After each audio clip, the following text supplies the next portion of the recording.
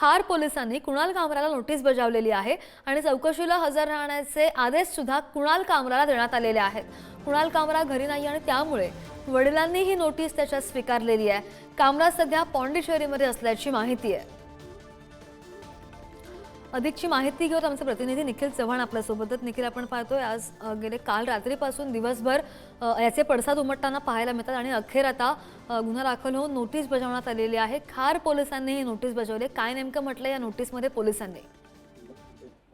नक्कीच श्रद्धा, आपण पाहिलं तर कालपासून कुणाल कामरावरती या संदर्भात संपूर्णपणे गुन्हा दाखल करण्याची मागणी आहे ती शिवसैनिकांकडून करण्यात येत होती। त्यामध्येच आता गुन्हा दाखल करण्यात आल्याच्या नंतर कुणाल कामरा याचा शोध आहे ते मुंबई पोलीस विविध ठिकाणी घेत होते, परंतु त्याचा मोबाईल आहे तो देखील आउट ऑफ कव्हरेज आहे। त्याचा मोबाईलवरती संपर्क साधला जाऊ शकत नाहीये। त्यामुळे आता कुणाल कामरा याच्या घरी जी नोटीस आहे ती बजावण्यात आलेली आहे आणि कुणाल कामरा घरी नसल्याने त्याच्या वडिलांनी ही नोटीस देखील स्वीकारलेली आहे।